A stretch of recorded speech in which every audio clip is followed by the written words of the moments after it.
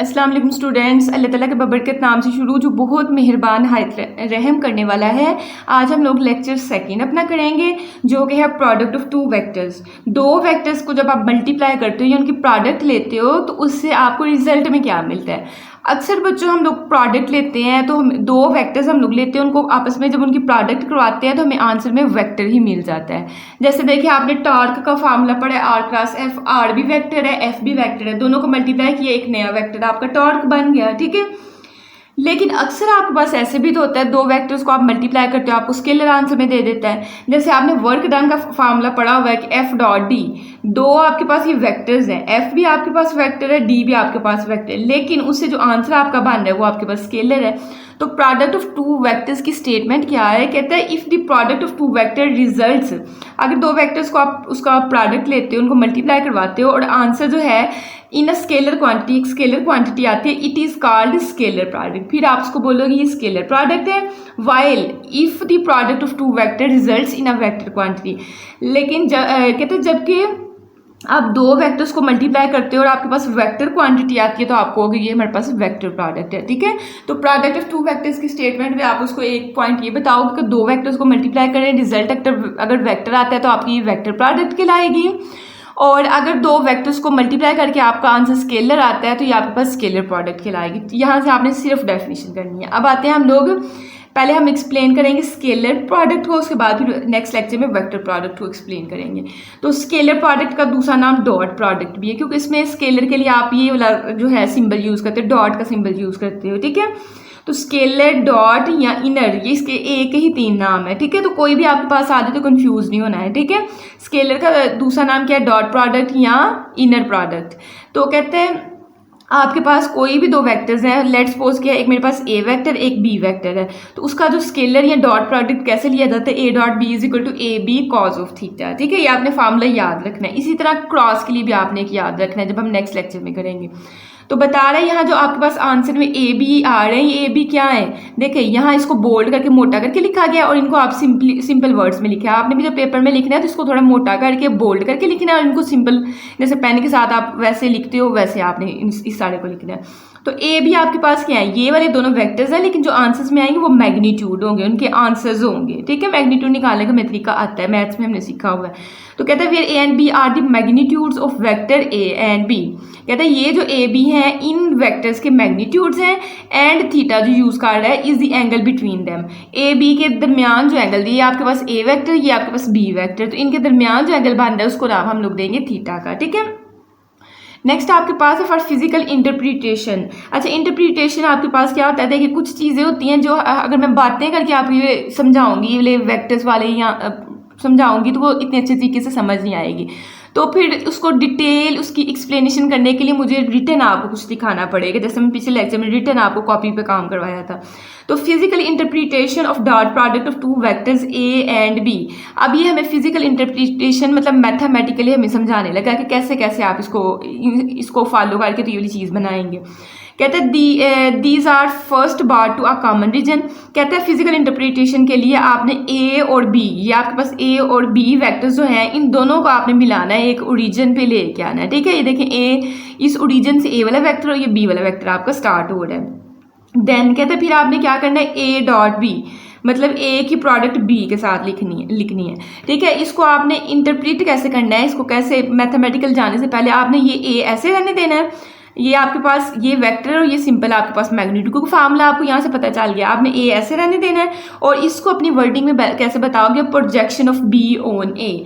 अब इस बात की समझ आना थोड़ा सा बच्चों के लिए मुश्किल होता है। ठीक है, देखिए हमने देखना है कि हमारे लिए कंपोनेंट कौन सा इफेक्टिव है, क्योंकि दो कंपोनेंट्स आप ऐसे निकालोगे जैसे मैंने पिछले लेक्चर में समझाया था आपको। अगर मैं इसका थोड़ा सा आपको हिंट दे दूँ, हमने इसको ए वाई का नाम रखा था ये लाइन को, और इसको ए एक्स का नाम रखा था। ठीक है, और ए वाई का हमारे पास जो आंसर आया था वो ए साइन थीटा आया था। मतलब कि अगर आपने वाई वाला कंपोनेंट निकाल लेना तो उसके लिए आपने साइन थीटा साथ लगाना है, और अगर मैंने ये ए एक्स वाला निकाला है तो उसमें आपने कॉस थीटा लगाना है। तो बी के लिए भी आपने सेम वही काम करना है। अब सारी वर्किंग एक दफ़ा हमने पिछले लेक्चर में सीख ली, इसमें हम लोग नहीं करेंगे। ठीक है, थीटा के सामने आपने क्या लगाना है, साइन थीटा लगाना है। अब मैं बी की प्रोजेक्शन काट रही हूँ तो यहाँ आपके पास आएगा बी साइन थीटा। बात की समझ आई कि नहीं आई है। और एक्स एक्सिस में आपके पास ये है तो यहाँ आपके पास बी कॉस थीटा आएगा। अब दो आपके पास आ रहे हैं तो आप इसमें से कौन सा यूज़ करोगे। देखें फर्स्ट वेक्टर आपका बी है और सेकंड आपके पास ए है, और बी की प्रोजेक्शन मैंने लिखा प्रोजेक्शन ऑफ बी ऑन ए, मैं बी की प्रोजेक्शन ए पे करने लगी हूँ। तो आपने इसके लिए वो कंपोनेंट लेना है जो ज़्यादा इफेक्टिव हो, और वो कंपोनेंट वाला क्या होगा, एक वेक्टर का वो कंपोनेंट इफेक्टिव होता है जो दूसरे की डायरेक्शन में हो। पहला ये है ना, तो इसका इफेक्टिव कंपोनेंट वो होगा जो दूसरे वेक्टर की डायरेक्शन में हो। तो दूसरा वेक्टर मेरे पास ए है, इसकी डायरेक्शन में कौन सा कंपोनेंट है, बी कॉस थीटा। बात की समझ आई कि नहीं आई है। आपने यहाँ जो चीज़ यूज़ करनी है आप अगले में उसने चेंज करवा देना, बी की जगह उसने ए नेक्स्ट पेज पे रखवाना है। तो मैंने कहा था projection of B on A, B की प्रोजेक्शन में ए पे चेक करने लगी हूँ। तो बी के आगे से जाहिर दो कंपोनेंट्स होने, एक बी साइन थीटा होना, एक बी कॉस थीटा होना है। अब ए पे प्रोजेक्शन आपने उसमें कौन से दो कंपोनेंट यूज़ करने हैं, तो आपने बी के लिए अफेक्टिव कंपोनेंट देखना है जो कि बी अगर आपका एक वेक्टर है तो दूसरा उसका वेक्टर कौन सा, ए वेक्टर है, तो उसकी डायरेक्शन में जो आपका कंपोनेंट होगा। ठीक है। अच्छा देखिए उसने कहा A dot B is equal to A projection of B on A. अब ये इंग्लिश जो है projection of B on A, इसको थोड़ा सा चेंज करके आप इस तरह भी लिख सकते हो, और लगा के दरमियान में आप इस तरह भी लिख सकते हो। पहले लिखा था projection of B on A, आप ऐसे भी लिख सकते हो magnitude of component of B in the direction of A. ठीक है। क्या इस बात का मतलब है कि मैग्नीट्यूड ऑफ कंपोनेंट बी का मैग्नीट्यूड, ये बी का मैग्नीट्यूड है। वेक्टर आपके पास थोड़ा मोटा करके जो लिखा हुआ था वो आपके पास क्या था, वेक्टर था, अब मोटा करके लिखा हुआ। कहते हैं कि मैग्नीट्यूड ऑफ कंपोनेंट बी का कंपोनेंट का magnitude in the direction of A की डायरेक्शन में, ये आप लिख सकते हो। ठीक है। तो मैंने आपको वहाँ ये देखिए ना, पीछे मैंने आपको समझा दिया हुआ है कि आपने इसमें प्रोजेक्शन में बी कॉस थीटा यूज़ करना है। तो देखें हमने क्या किया, इसकी जगह जो है बी कॉस थीटा लिख दिया।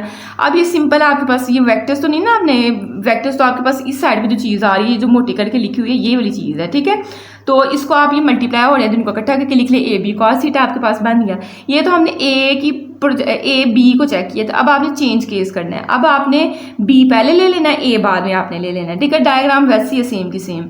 अब देखें बी आपके पास वैसे आ जाएगा, इसमें पहले आपने क्या लिखनी है, इंग्लिश बिल्कुल एग्जैक्ट ऐसे ही इंग्लिश लिखनी है। प्रोजेक्शन जैसे आपने यहाँ लिखा था ना, प्रोजेक्शन ऑफ बी ऑन ए, बस क्या चेंजिंग आपने यहाँ करनी है, आपने लिखना है projection of A on B. अब ए आपके पास बाद में आ गया, तो आपने कहना है ए की प्रोजेक्शन किस पे, बी पे। अब देखें इस डायग्राम में मेरे पास ए ये है। ठीक है।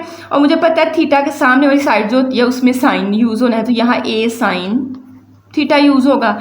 ठीक है। यहाँ पहले आपने इंग्लिश लिख लेनी है projection of A on B. अब हम चेंज कर गए हुए हैं, पिछले में पहले यहाँ ए था और यहाँ बी था, तो मैंने फिर यहाँ बी था तो हमने पिछले पेज पे लिखा था projection of B on A. अब हमारे पास बी पहले आ गया तो बी का हमने मैग्नीट्यूड लिख लिया। अब ए के हिसाब से आपने कहना है projection of A on B लिखना है। ठीक है। तो देखिए एक ही हिसाब से सोच रहे हैं तो फिर थीटा के सामने ए साइन थीटा बन जाएगा। ठीक है। और ये वाली चीज़ आपकी क्या बन जाएगी, ए कॉस थीटा। ठीक है। जाहिर है एक इसका वर्टिकल कंपोनेंट आना है और एक ये इसका कंपोनेंट आना है। अब देखिए अब हम ए के हिसाब से सोच रहे हैं, तो मैंने कहा ए के लिए इफेक्टिव कंपोनेंट वो होगा दूसरे की डायरेक्शन में होगा। तो ए पहला वेक्टर ये है। ठीक है।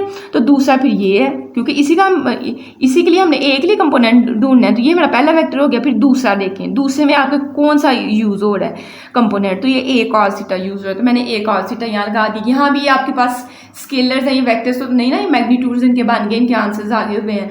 तो आपने क्या करना है, इनको तरतीब में लिख लेना, बी ए कॉस थीटा लिख लें, चाहे ए बी कॉस थीटा लिख लें। ठीक है। यहाँ तक समझ आ गई। कहता है this type of product when we consider the work done. अब यहाँ तक आपके मैथमेटिकल प्रूव हो चुका है। ठीक है। ए बी काट लो या बी डॉट ए काट लो, इसको थोड़ा बोल्ड करके लिखिएगा। ठीक है। मोटा करके इसको लिखिएगा, थोड़ा ऐसे करके पेंसिल को ना थोड़ा इस पर काट के सही से मोटा करके इसको आपने लिखना है। अब दोनों के आंसर सेम आए हैं। ठीक है। तो अब एग्जाम्पल एक देने लगा वर्क डन के लिए। कहते हैं this type of product when you consider the work done by a force F whose point of application moves a distance D in the direction making an angle theta. कहते हैं इसी तरह से अगर आपने निकालना है, मैं आपको अपनी वर्डिंग में समझाऊँ। मेरे पास क्या है, मेरे पास ना एक चीज़ है, ये कोई चीज़ है उसमें फोर्स लगा रही हूँ, मैं उसको इस तरह खींच रही हूँ। फॉर एग्जाम्पल आप एग्जाम्पल इस तरह की ले लें, छोटे बच्चे जो गाड़ियाँ लेते हैं कोई ट्रैक्टर टाइप लेते हैं, छोटा सा मिलता नहीं, उसके आगे उन्होंने लोक लगाई होती है, उसमें वो धागा बांधते हैं और बच्चे क्या कर रहे होते हैं, धागे को खींच रहे होते हैं। अच्छा नोट कीजिएगा, धागे को वो ऊपर को यहाँ बच्चा मतलब ये बच्चे का हैंड और धागे को खींचा जा रहा है, तो ये जो ट्रैक्टर वगैरह होता है वो इस साइड को मोशन कर रहा होता है, ये नहीं करता कि वो ऊपर को मोशन करना शुरू कर दे। तो इस तरह का एग्जाम्पल है जिसपे आप एक धागा है, आपने उस पर फोर्स लगा रहे हो और चीज़ मूव कर रही है, ठीक है। तो जाहिर चीज़ है जब इस साइड को मूव करना है तो उसमें डिस्टेंस जो है डिस्प्लेसमेंट या डिस्टेंस कवर करेगा कि नहीं करेगा। अब यहाँ से जाहिर बच्चा आगे मूव करता जाएगा और यहाँ डिस्टेंस आपका कवर होता जाएगा। तो कहता है वर्क डन आप इस तरह इस कैसे निकालोगे। तो जाहिर आपका अगर फोर्स है, एफ आपका पहला कंपोनेंट आपने ले लिया, कहता है effective component force in the direction of motion. तो फोर्स के लिए आपने ना इफेक्टिव कंपोनेंट जो है आपने एफ का जो है ना डी पे करना है। तो एफ के पहले आप कंपोनेंट बनाओगे, जाहिर थीटा के सामने वाला एफ साइन थीटा बनना है, ठीक है, एफ साइन थीटा बनना है और यहाँ आपका एफ क्या बनना है, ये एफ कॉस थीटा आपका बन गया। अब एफ के लिए आपका एफ पहला कंपोनेंट है, तो इसमें आपने दूसरे कंपोनेंट का जो है दूसरे कंपोनेंट की सिमत में जो आपके पास कंपोनेंट आएगा ना, मतलब दूसरे वेक्टर कंपोनेंट नहीं बोलेंगे, एफ पहला वेक्टर है, दूसरा जो आपके पास वेक्टर है, दूसरे वेक्टर की सिमत में जो आपके पास कंपोनेंट आ रहा है वो यूज़ करो। तो हमारे पास एफ कॉस थीटा आ रहा है और ये आपके साथ क्या है, डी जो है डिस्टेंस है। यहाँ प्रोजेक्शन हम सेकंड पे ले रहे थे, यहाँ से फर्स्ट पे प्रोजेक्शन ले ली हुई है, ठीक है, इफेक्टिव कंपोनेंट फर्स्ट में और यहाँ डिस्टेंस था, ये आपके पास ऐसे आ गया। बस इनको इकट्ठा करके लिख दो तो एफ डी कॉस थीटा बन जाएगा। अब अभी आपने सीखा है स्टार्ट में ही, देखिए मैंने आपको बताया था कि डॉट प्रोडक्ट करें ख़त्म करें ना, ए डॉट बी, ये दोनों वेक्टर्स थे, तो आंसर में आपके पास ये स्केलर ए भी आपके पास जो मैग्नीट्यूड्स बन गए हुए हैं और उसके साथ कॉस थीटा आता है। तो अब आपने इसको इसी को उलट करना है। देखें यहाँ मेरे पास कॉस थीटा ये स्केलर बने हुए हैं, तो इसको अगर मैं उलट करूँ तो मेरे पास एफ डॉट डी बन जाएगा, ठीक है। तो इसको W is equal to F dot D आपने वेक्टर्स में लिख देना है। इसकी जगह जो है आपने क्या लिखना है, एफ बोल्ड करके थोड़ा सा डॉट डी लिख देना है, ठीक है। और अगर बोल्डिंग करना तो ऊपर एरो लगा दो, तो डब्ल्यू बराबर आ गया एफ डॉट डी के, ठीक है। यहाँ बस वो इंग्लिश में थोड़ा लिख रहा है, एफ डॉट डी जो है वो आपके पास वर्क डन के, तो वाकई एफ डॉट डी जो है डब्ल्यू के बराबर आया, तो ये वर्क डन के बराबर आ गया। अब यहाँ से आप क्या रिजल्ट निकालोगे, देखो आपने ए डॉट बी लिया और बी डॉट ए लिया, तो आंसर तो आपके पास सेम आया। यहाँ आपने जब लिखना है इसको ए बी लिखिएगा, ये इससे कोई फर्क नहीं पड़ना, मैग्नीट्यूड का मतलब उसका आंसर आ गया, कोई नंबर आ गया हुआ है। ए बी को आपने आपस में मल्टीप्लाई किया है तो आपके पास कोई 10 20 कुछ इस तरह का नंबर आ गया हुआ है, तो ये आगे पीछे लिखोगे तो कोई फर्क नहीं पड़ेगा, ठीक है। तो पहला रिजल्ट हमारे पास निकला कि ये दोनों आंसर्स मतलब इनकी राइट साइड से बराबर है, तो लेफ्ट साइड भी बराबर होंगे, तो ए डॉट बी कर लो या बी डॉट ए कर लो, आपका आंसर सेम आता है डॉट प्रोडक्ट में। तो चलिए कैरेक्टरिस्टिक्स पढ़ते हैं, ये आपका लॉन्ग में आएगा शॉर्ट में नहीं आएगा, ठीक है। और हल करने का आपको तरीका पता चल गया। पहली हेडिंग आप डेफिनेशन की दोगे और ये नहीं करना है कि आपके पास अगर आ जाए वो कहे कि स्केलर डॉट प्रोडक्ट को एक्सप्लेन करें तो आप ये लिखने बैठ जाए, नो, स्केलर की आपने डेफिनेशन यहाँ तक बस पढ़ी है, तो आपने यहाँ तक डेफिनेशन पहले लिखोगे, डेफिनेशन के लिखने के बाद आपने मैथमेटिकल की हेडिंग दे के यहाँ से लेके आपने ये सारा लिख के ये सारा एक्सप्लेन कर देना है, ठीक है।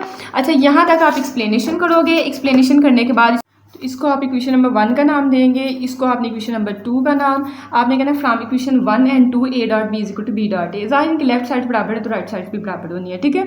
उसके बाद यहाँ आप एग्जाम्पल की हेडिंग दे के ये सारा आप यहाँ तक काट के उसके बाद कैरेक्टरिस्टिक्स पे आप आओगे, ठीक है, बात की समझ आ गई होगी। अच्छा कहते हैं कैरेक्टरिस्टिक्स ऑफ स्केलर प्रोडक्ट, पहली तो मैंने अभी बताई है, कहते हैं सिंस ए डॉट बी का आंसर आपके पास ये आया है और बी डॉट ए का आंसर ये आया है, तो ये दोनों आंसर्स आप आपस में क्या हैं, बराबर हैं, ठीक है। देखिए ना उसमें बी ए कॉस थीटा को सही करके ए बी कॉस थीटा लिखा, मैंने कहा था आपने उधर ही लिख लेना है। तो जब इनकी ये वाली साइड्स आपस में बराबर है तो फिर इनकी इस साइड वाली मतलब left side A dot B dot A के बराबर होगा, तो यहाँ से A dot B dot A के बराबर हो, तो ये तो हमने कम्यूटेटिव प्रॉपर्टी पढ़ी हुई है मैथ्स में। तो कहते हैं दी order of multiplication is irrelevant, irrelevant का मतलब कि आगे पीछे लिखा हुआ है, लेकिन कहते हैं in other words scalar product is commutative, ये आपने ये नहीं लिखना है, बाकी आप लिख सकते हो, ठीक है। अब आपने डिफरेंट उसको केसेस बताने हैं। अगर आप क्या करते हो कि दो वेक्टर्स कुछ इस तरह से आ गए हैं कि एक वेक्टर ये है, ठीक है, और उस एक वेक्टर उसके बिल्कुल परपेंडिकुलर आ गया तो फिर आंसर क्या आएगा, या फिर एक वेक्टर ये है और दूसरा उसके बिल्कुल पैरेलल आ गया तो फिर आंसर क्या होगा, या फिर आपके पास एक वेक्टर इस साइड को डायरेक्शन उसकी और एक इस साइड को, तो फिर आप आंसर क्या लिखोगे। जाहिर है बच्चों पहला केस अगर परपेंडिकुलर हो जाए, तो परपेंडिकुलर का मतलब उनके दरमियान 90 का एंगल बन रहा है, तो cos थीटा की जगह आप 90 डिग्री लिख दोगे, ठीक है। कहता है कि scalar product of two mutually perpendicular vectors, perpendicular vectors के लिए थीटा 90 डिग्री होता है, तो cos 90 आपको क्या देगा, 0 आंसर देगा। देगा तो ये सारा का सारा क्या हो जाएगा, 0 हो जाएगा। इसी तरह अगर दो वेक्टर्स पैरेलल है, पैरेलल आपकी चीज़ ऐसी भी हो सकती है, ऐसे करके भी हो सकती है, ऐसे भी हो सकती है, ऐसे भी हो सकती है, किसी भी तरीके से पैरेलल जब हो तो बच्चों एंगल के बारे में चीज़ बोला क्या कही जाती है, ये एक वेक्टर है, उस आप पैरेलल है तो ये आपके पास ये आपका पहला अगर वेक्टर है तो इसके साथ दूसरा वेक्टर मिलता है तो फिर इनके दरमियान कुछ एंगल बनना था। अब पैरेलल में ये मिल ही नहीं रहे हैं तो ये आपके पास इनके दरमियान पैरेलल में 0 डिग्री एंगल फिर इनके दरमियान में बनेगा, ठीक है। तो 0 डिग्री cos 0 पे हमें 1 आंसर देता है, जब 1 आंसर देगा तो 1 AB से मल्टीप्लाई होगा तो AB ही आपके पास आएगा, ठीक है। तो यहाँ एक बड़ा अहम पॉइंट है, कहते हैं the scalar product of two parallel vectors is equal to the product of their magnitudes। A और B वेक्टर थे, उनका मैग्नीट्यूड A B आए हैं, तो कहता है कि अगर आप क्या करते हो पैरेलल वेक्टर्स लेते हो तो उसका आंसर जो है मल्टीप्लाई में या प्रोडक्ट में उनके मैग्नीट्यूड के बराबर ही आ जाएगा, A डॉट B का A B के बराबर आ जाएगा, ठीक है। फिर आपके पास एंटी पैरेलल हो सकता है, एक वेक्टर की डायरेक्शन इस साइड को, ए की दूसरी साइड को हो, तो जब डायरेक्शन ऑपोजिट हो एंटी पैरेलल हो तो एंगल 180 का बनता है, cos 180 पे -1 आंसर देगा, ठीक है। आपने ए स्टेप्स खुद बनाने हैं, आपने पहले ए बी और cos 180 की जगह -1 लिखोगे, ए बी को -1 से मल्टीप्लाई करोगे तो -AB आपके पास आ जाएगा। तीसरा पॉइंट आपका ये था। फिर कभी ये भी तो होता है कि एक ही वेक्टर का आपने जो है स्केलर या वो वेक्टर प्रोडक्ट लेना हो तो सेल्फ प्रोडक्ट आपने हेडिंग दे के सेल्फ प्रोडक्ट आपने कहती self product of vector A is equal to the square of its magnitude. कैसे स्क्वायर ऑफ इट्स मैग्नीट्यूड बनता है, ए डॉट ए करना था तो जैसे पहले ए बी था तो यहाँ ए बी आ रहा था, अब ए डॉट ए ही है तो ए आएगा कॉज ऑफ, अब सेम वेक्टर जब सेल्फ ही लेनी है एक वेक्टर की उसी के साथ लेनी है तो उनके दरमियान एंगल जो है 0 डिग्री बनता है, तो cos 0 पे हमें 1 देगा, ए को ए से मल्टीप्लाई करेंगे तो ए का स्क्वायर। तो यही है कि अगर सेल्फ प्रोडक्ट लेते हो तो वो स्क्वायर ऑफ उसी वेक्टर के आता है, स्क्वायर ऑफ मैग्नीट्यूड भी इसको बोल सकते हो, ठीक है। तो ये था आपका 4 वाला पॉइंट। नेक्स्ट आपका लास्ट वाला पॉइंट है, कहता है कि scalar product of two vectors A and be in terms of their rectangular component. Rectangular component वाला हमने पीछे काम किया था, मैंने उसको आपको बताया था cos थीटा या sin थीटा में आपने कैसे लिखना है, उसमें मैंने कहा था कुछ से हम लोग आई जे के वाले कंपोनेंट्स में भी लिखते हैं। फॉर एग्जांपल इसको मैं एक्सप्लेन अगर सही से करूँ, ए वाला मेरे वेक्टर उसमें ए एक्स आई ए वाई जे ए जी के है आपके पास, ठीक है, और मेरे पास दूसरा कंपोनेंट है बी वाला, उसमें बी एक्स आई बी वाई जे बी जी के। अच्छा के तब आपके पास आएगा, अभी तक बस वो हमें 2 डिमेंशन में कह रहा है, 3 डिमेंशन भी आपके पास हो सकती हैं, ठीक है। तो उसमें आप इस तरह से लोगे, हमेशा याद रखना है डॉट प्रोडक्ट हो ना, डॉट प्रोडक्ट हो तो उसमें आई वाले का अगर आप आई वाले के साथ ले रहे हो तो फिर वो आपको आंसर में मतलब आई डॉट आई करोगे तो फिर आपके पास आंसर में 1 आएगा, लेकिन आई का डिफरेंट जे के साथ आप मल्टीप्लाई कर रहे हो तो 0 आपको आंसर देगा, ठीक है।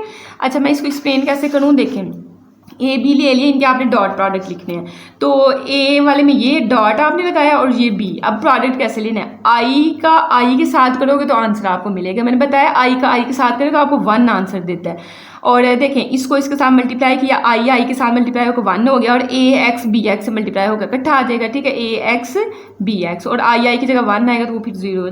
फिर ए एक्स का आपने दूसरे कंपोनेंट के साथ लेना है, तो आई का जे के साथ लोगे तो ये 0 काट देगा, फिर आई का के साथ लोगे तो ये 0 काट देगा, तो ए एक्स को तो आपने सबके साथ प्रोडक्ट उसका यहाँ मल्टीप्लाई करके देख लिया। अब ए वाई को लें, ए वाई के साथ जे लिखा हुआ है और जे को आई के साथ डिफरेंस से 0 आता है डॉट प्रोडक्ट, ठीक है, जे का जे से ही आंसर आएगा, तो दूसरा आपके पास आ जाएगा ए वाई बी वाई, ए प्लस ये प्लस का साइन है ए वाई बी वाई, ठीक है, और जी वाले का भी आप के वाले से आंसर लोगे तो यहाँ से ए जी बी जी आपका इकट्ठा आ जाएगा, तो ये इस तरह करके लिखा होगा, ठीक है, कैसे आप मल्टीप्लाई करते हो। अब अगर आपके पास देखें ना ए डॉट बी को करके आपका ये आंसर है, अभी आपने ये वाली चीज़ नहीं लिखनी है, अब आपने ए डॉट बी को खोलना है तो इसका आंसर आता है A B cos of theta, और ये वाली चीज़ आपने वैसे की वैसे रहने देनी है। अब कॉज थीटा का आंसर निकालना है तो आपने क्या करना है, ए बी साइड में मल्टीप्लाई और दूसरी साइड पर इसके नीचे आके क्या हो जाएगा, डिवाइड हो जाएगा, तो आपने कॉज थीटा के इस तरह करके उसको आंसर भी निकाल देना है। तो आई होप कि आपको इस लेक्चर की समझ आई है, अगर लेक्चर की समझ आई तो चैनल को लाइक और सब्सक्राइब करें। Thanks for watching this video, अल्लाह हाफिज़।